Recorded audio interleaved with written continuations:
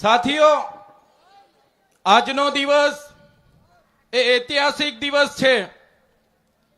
આ જિલ્લા પંચાયતમાં આઝાદીના 78 વર્ષ, એમાં કોંગ્રેસે શાસન કર્યું 35 વર્ષ, એમાં ભાજપે શાસન કર્યું 30 વર્ષ, અને બંને લોકોએ આપણા લોકોના કામ કરવાની જગ્યાએ મામા ભતીજાની જેમ આ જિલ્લા પંચાયત ચલાવી છે. તેની સામે આ વખતે નર્મદાની જનતાએ આમ આદમી પાર્ટીને જિલ્લા પંચાયતમાં પૂર્ણ બહુમતી આપી અને પૂર્ણ બહુમતી સાથે આજે આપણે જિલ્લા પંચાયતના પ્રમુખ અંજનાબેન અને ઉપપ્રમુખ સંગીતાબેનની વરણી કરી છે. ત્યારે એમને તાળીઓથી આપણે વધાવી લેવાના છે. સાથીઓ, આ જીત એ માત્ર આમ આદમી પાર્ટીની જીત નથી. આ જીત એ નર્મદાની જનતાની જીત છે, ગુજરાતની જનતાની જીત છે.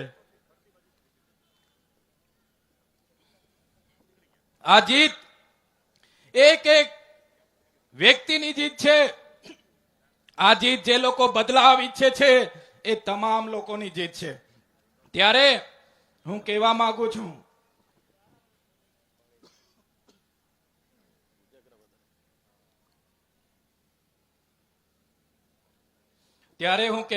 છું, આજે તો નર્મદા જિલ્લામાં આમ આદમી પાર્ટીની જે જીત મળી છે, આ જીત થકી જે નર્મદાની જનતાએ અમને આશીર્વાદ આપ્યા છે, અમારા અંજનાબેન ને જિલ્લા પ્રમુખ અને સંગીતાબેનને તમારા થકી અમે ઉપપ્રમુખ બનાવ્યા છે. ત્યારે અમે તમને ખાતરી આપીએ છીએ, વિશ્વાસ આપીએ છીએ કે નર્મદા જિલ્લાના હરેક વ્યક્તિનું દુઃખ એ અમારું દુઃખ હશે, હરેક વ્યક્તિની પીડા એ અમારી પીડા છે. અને તમને ખાતરી આપું છું કે એક એક વ્યક્તિનું કામ કરવાનું, એમના સુખમાં અને દુઃખમાં ઉભા રહેવાનું, એમની સેવા કરવાનું કામ હવે આમ આદમી પાર્ટી આવનારા દિવસોમાં કરશે. સાથીઓ, હમણાં હું આવતો તો અહીંયા કોઈ મીડિયા વાળા ભાઈ હતા, એમણે પૂછી લીધું કે ચૈતરભાઈ, તમારી લડાઈ મનસુખભાઈ સાથે છે, મનસુખભાઈ સાથે છે. ત્યારે મીડિયા વાળાને મેં કીધું, ભાઈ અમારી લડાઈ કોઈ મનસુખભાઈ સાથે નથી. અમારી લડાઈ એ સરકાર સામે છે, જેમણે 3000ની પ્રતિમા બનાવી પણ અમારા ચાપડ ગામના રોડ ની બન્યા, જેમણે કરોડો રૂપિયાના પ્રોજેક્ટ બનાવ્યા, અમારા જૂના રાજગામનો રોડ ન બનાવ્યો, અમારા તુંબડાવાડીનો રોડ ન બનાવ્યો, આરોગ્યની સુવિધા ના મળી, શિક્ષણ ના મળ્યું, અમારા બાળકોને રોજગારી નહીં મળી. એની સામેની અમારી લડાઈ છે. અમારી લડાઈ કોઈ વ્યક્તિ સામે નથી. મનસુખભાઈની લડાઈ નથી અમારી સામે. મનસુખભાઈને તો પોતાના ગામનો રોડ નથી બનતો, એ પોતે સરકારને વિનંતી કરે છે,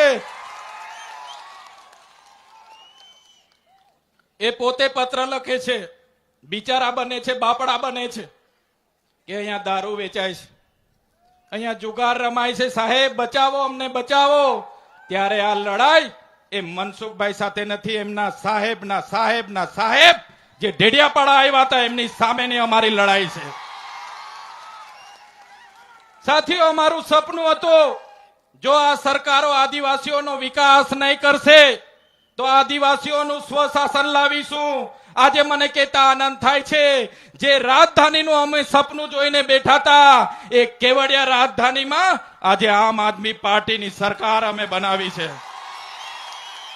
આવનારા દિવસોમાં ગુજરાતમાં અમારી સરકાર બનશે અને જરૂર જણાશે તો આવનારા ભવિષ્યમાં મહારાષ્ટ્ર, મધ્યપ્રદેશ, રાજસ્થાન અને ગુજરાતને જોડીને ભીલો માટે અલગ ભીલ પ્રદેશની પણ માંગ કરી. હમણાં જે જનગણના થવાની છે, ત્યારે આ જાતિગત જનગણનામાં પણ આ ગુજરાતની સરકારને અમે કહેવા માંગીએ છીએ, ગુજરાતમાં 1,25,00,000 આદિવાસીઓ છે. 1,25,00,000 એટલે કે 15% આદિવાસીઓ છે. ગુજરાતમાં જો સરકારે જાતિગત જનગણના કરવી હશે તો આદિવાસીઓ માટે અલગ કોલમ બનાવવો પડશે, આદિવાસી માટે અલગ સ્થાન આપવું પડશે અને આદિવાસીઓની જનગણના કરવી પડશે. જો તમે આદિવાસીઓને અમારી અલગ કોડ કલમ નહીં આપશો તો આદિવાસી પોતાનો ધર્મ શેમાં લખાવશે, પોતાની જાતિ શેમાં લખાવશે, અને આદિવાસીઓને ગુમરાહ કરીને આદિવાસીઓની અનામત કઈ રીતના ખતમ થાય એ આ મૂડીવાદી સરકાર કરે છે. ત્યારે જો આદિવાસીઓની અલગ ધર્મ કોલમ ના બનાવવામાં આવે, અલગ ધર્મ કોડ ના બનાવવામાં આવે, તો આવનારા દિવસોમાં જાતિગત જનગણનાનો પણ અમે વિરોધ કરીશું. અમારી લડાઈ આ ભારતીય જનતા પાર્ટીની વ્યવસ્થા સામે છે, જેમણે અમારા વિસ્તારોના યુવાનોને રોજગારી નથી આપી. એક બાજુ નર્મદા ડેમનું પાણી આખા કચ્છમાં લઈ જવામાં આવે, સૌરાષ્ટ્રમાં લઈ જવામાં આવે. આજે ઉકાઈ ડેમના લોકોને વળતર ના મળે, કરજણ ડેમના લોકો વિસ્થાપિતોને ન્યાય ના મળે. ત્યારે અમે આ સરકારને કહેવા માંગીએ છીએ, હવે આમ આદમી પાર્ટીની સરકાર આ નર્મદા જિલ્લામાં આવી છે, તો નર્મદા જિલ્લાનું પાણી જો નર્મદા, છોટાઉદેપુર, દાહોદ આદિવાસી વિસ્તારમાં નહીં આપશો તો આવનારા દિવસોમાં નર્મદા કેનાલ પણ અમે બંધ કરાવી દઈશું. બંધ. આ આદિવાસીની તાકાત છે કે નર્મદા જિલ્લા પંચાયતમાં સંપૂર્ણ બહુમતી આવી છે. ત્યારે આ ભાજપ સરકારને કહેવા માંગીએ છીએ, આ તાકાત એ આદિવાસી મૂળ નિવાસી છે, આ તાકાત એ મૂળ નિવાસીની છે, અને આદિવાસી એ આદિવાસી છે. અમે વનવાસી નથી, અને અમને વનવાસી સાબિત કરવાનું જે કોઈ લોકો પ્રયાસ કરતા હોય એમને પણ કહેવા માંગીએ છીએ, આ આદિવાસી અંગ્રેજો સામે નથી ઝૂક્યા, તમારી સામે પણ ઝૂકવાના નથી. પૂરી તાકાતથી અમે લડવાના છે. સાથીઓ, આઝાદીના 78 વર્ષ થઈ ગયા. આજે શિક્ષણ નથી. આ જિલ્લામાં 12,333 બાળકો કુપોષણથી પીડાય છે. ત્યારે દુનિયાની સૌથી ઊંચી પ્રતિમા બનાવી એનો અમને વાંધો નથી, મોટા મોટા કોરિડોર બનાવ્યા એનો વાંધો નથી, પણ આ વિસ્તારમાં અનુસૂચિ 5 લાગુ નથી કરી. ત્યારે હું તમને ખાતરી આપું છું, આ ગુજરાતની સરકાર પર અનુસૂચિ 5 લાગુ કરાવવા માટે, પૈસા 1 લાગુ કરાવવા માટે, આદિવાસીઓને જંગલની જમીન અપાવવા માટે, સિંચાઈનું પાણી અપાવવા માટે, શિક્ષણ અપાવવા માટે, આરોગ્ય અપાવવા માટે આમ આદમી પાર્ટી આગળ પણ લડી હતી, અને આવનારા દિવસોમાં પણ લડવાની છે.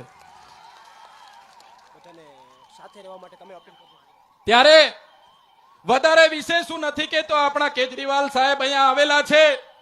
અહીંયા હાજર રહેલા તમામ વડીલો, તમામ યુવાનો, માતાઓને મારે વિનંતી છે, અમારા જેટલા પણ લોકો ચૂંટાયેલા છે એમને આશીર્વાદ આપજો, એમને શક્તિ આપજો. સાથે હું પ્રકૃતિને પૂજા કરું છું, હું પ્રકૃતિને વિનંતી કરું છું, પ્રાર્થના કરું છું કે અમને એટલી શક્તિ આપજો કે આ વિસ્તારના લોકોના ન્યાય માટે લડીએ, એમને સેવાડાના વ્યક્તિના વિકાસ માટે કામ કરીએ, સેવા કરીએ. એટલી અમને શક્તિ આપે એવી પ્રાર્થના કરું છું.